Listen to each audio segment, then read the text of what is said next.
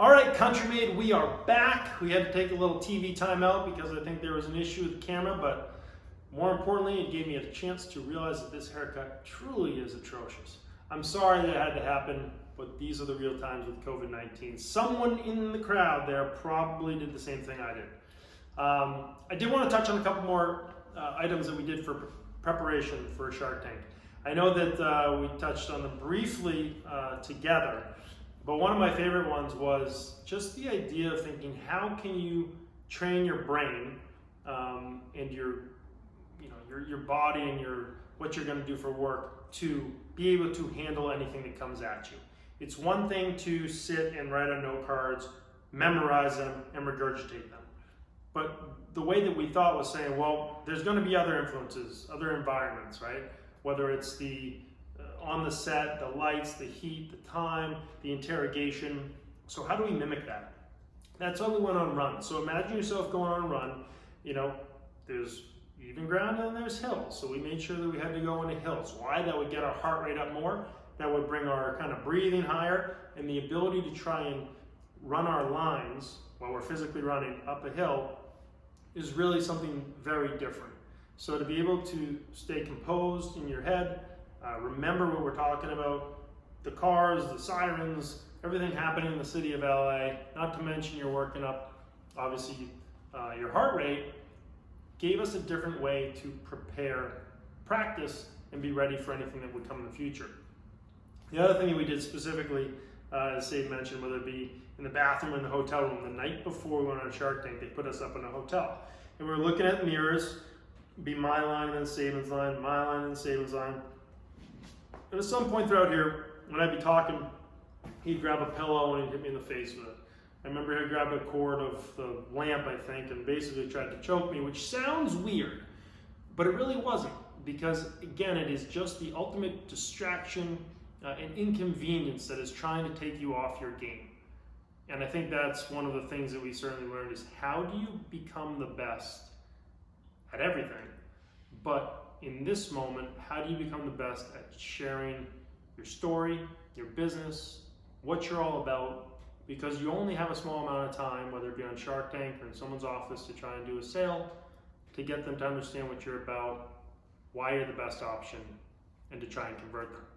So fast forward to Shark Tank, and sure enough, that really is what happens. You walk out on the set and you kind of got a spot to stand and they freeze you there. And you think you'd start your pitch right away, but you don't. They just have the 5 sharks in front of you and they feel so much closer than it looks on TV. I mean, it seems like they're like 15 feet away or so. So they're kind of right on top of you. And they're just kind of staring you in the eye, just these cold stares trying to already get you off your game. And about 2 minutes in, just awkwardly looking at them without saying anything, someone from the back just goes, go. And that's when we start. So right out of the gate, we already were faced with, I think, really using the advantages or the learning that we had from how we prepared to give ourselves the best chance when we started. You can watch the show if you do, and you'll see people that with their first pitch, they come out slowly, or they stumble on their words, or they forget this, they forget that. Like, to me, that is pressure, but it's also saying, how did you prepare to handle that pressure? Maybe some didn't as well as others, and I think that's indicative throughout the remainder of your pitch. So always something to keep in mind that we had done was kind of taking yourself out of your comfort zone when you're preparing for whatever it may be. One of the other things I would like to share is, Barbara had always told us, I think, just not to get distracted by things, opportunities, business chances that maybe isn't the right thing to do, but you're so excited or maybe so eager to grow or wanting to be aggressive that you start trying to do everything. Instead of doing 2 things or 1 thing really well, you start wanting to do 8 or 9 things, and they're all done with mediocrity. And I think that no matter how aggressive or entrepreneurial you think you are or that you want to be, it is hard to do many things very well versus a couple things very well. So to me, that is one thing we've certainly learned over the course of time. I'll give you a couple examples.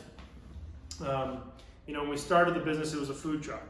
and we started growing the food truck, and there'd be a lot of groups that would come to us because of the PR or press that we had, whether we went on Good Morning America or the Today Show, or we were on Queen Latifah, Entrepreneur magazines. We had a lot of press and media behind it. What that does is it starts bringing a lot of people calling, right? It could be a group saying, I'm going to improve your shipping rates. And then you go down that rabbit hole for weeks on end when you already know you have something very competitive. But keep in mind, there's 20 shippers coming to us asking the same thing. It's time, it's energy, it's money, it's reports. Getting there to almost run into a dead end. It could be somebody that's sitting here saying, hey, we want to get you to the Grammys and to the Academy Awards, which we had a lot of. But then once you start doing that, you realize that they want you to give your product away for free. And it's not really in front of celebrities, it's kind of for some grab and goes from people that might not really promote your brand. It may not really be the influence they suggest in the first place.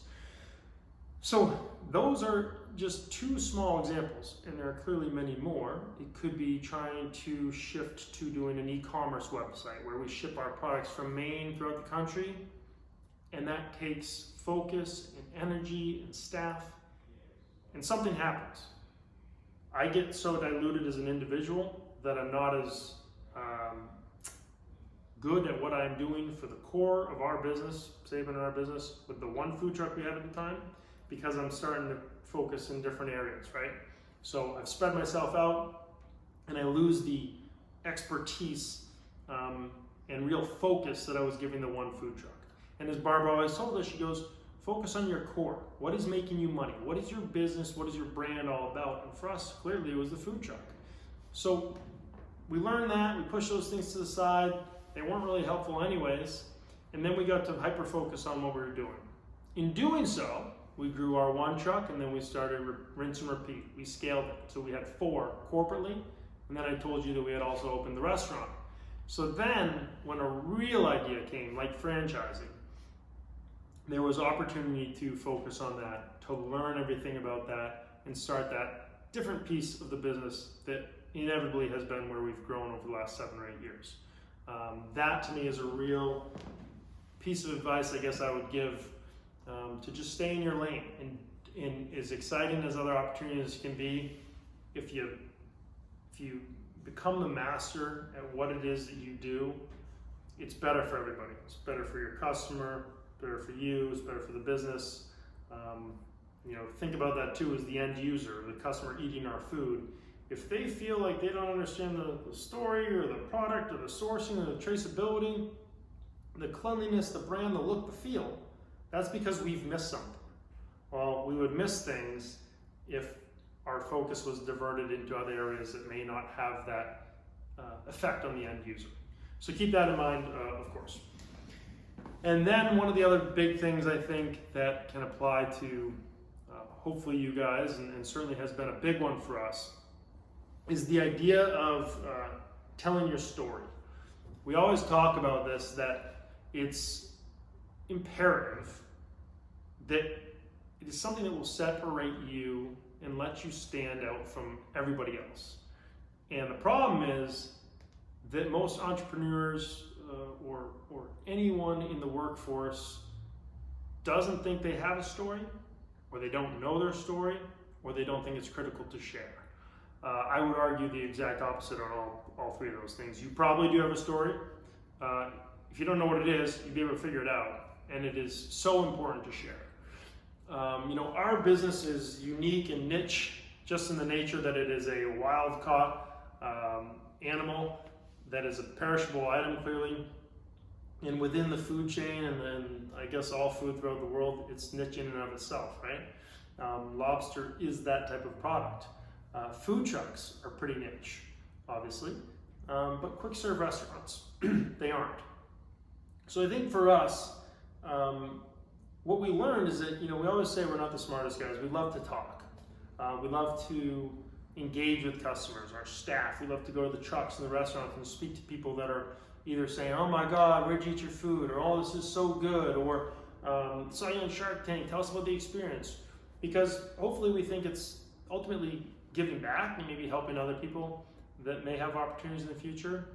But it's also appreciating the people that are eating our food and supporting our business. And as we start talking to customers at the restaurants or the truck, we realize that over and over and over again, we'd be kind of talking about the same things. We only use the best product from Maine. Well, why is it the best? Is it our opinion? Yes. But when customers validate that by saying, oh my God, this is so good, or taking Instagram photos and videos without anyone telling them to, or saying this is the best lobster I've had and I live in Memphis or in Raleigh or in Texas or Las Vegas, or this beats the lobster I had on that trip I took to Maine 2 summers ago. What was the story we were telling there? Well, we start telling them that we believe our product's the best because we know the connectivity to the source, we know the traceability to it. What does that mean?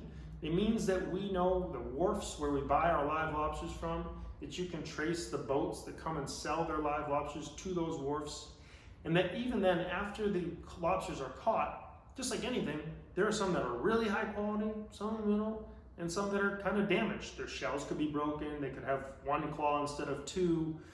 You know, they could be fighting on the ocean floor with other lobsters. They could be damaged in the way that they're handled by the fishery or in transportation.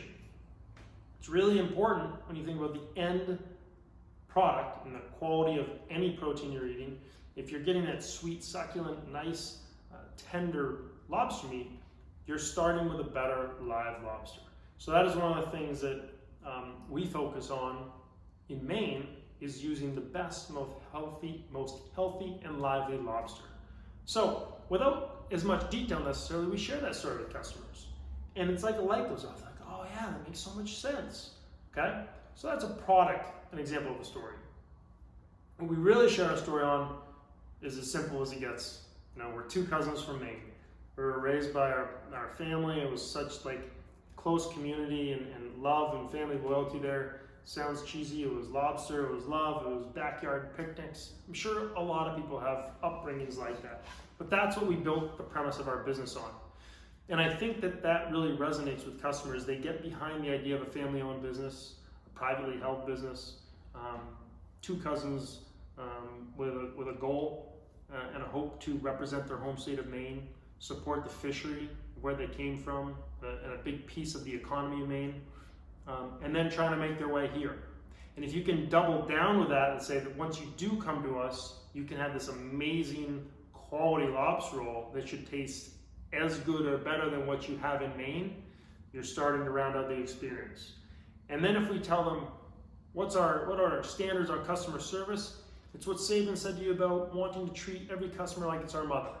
This isn't rocket science. This is that we loved our mothers, they're the sweetest ladies in the world, and if they came to the window and they were treated poorly, weren't given the time of day, if they weren't educated by the customer service person on the menu or on different options or how to check out on the POS, I'd feel like my mother was slighted and I would never treat her that way. And in fairness, we want to treat our staff the way we expect our staff to treat our customers. So it is that idea of culture and camaraderie and honesty and building from within. So when we start sharing this story, whether it be through our digital TVs, with photos of us as kids in Maine, with our lobstermen hauling the trap up so people in a snapshot can understand this product is coming off the ocean floor in Maine and getting to them in Tennessee or in California or in Ohio, wherever it may be where we are, that paints the picture. The customer starts understanding the connection to the source and how that product gets from Maine and why the quality and the price is what it is. They see these photos of us with our parents and our families, and they realize family business. They get great service at the window. They believe in training. This whole story starts painting a picture of what customers are proud to support, why they want to wear our t-shirt, why they want to continue to buy from us and potentially not other people, and why we want to continue to obviously be grateful and provide for our customers. So I think that telling the story for us has just always been a way to stay at the forefront. And at the end of the day, you've got something so unique about you, why you're the best fit to be selling something to someone, working with someone. That's just the reality. You differentiate yourself because it's innate to you. I differentiate myself from Sabin because I have this haircut right now. But the reality is, like, we are different people. We complement each other in a lot of ways, but what I may lack, he has. And what he lacks a lot, I have. But if we share those stories and we double down on them, it's inevitably going to help us in the long run. Our business, us as humans, and of course, I think the same can be said for everyone there. That's a pause.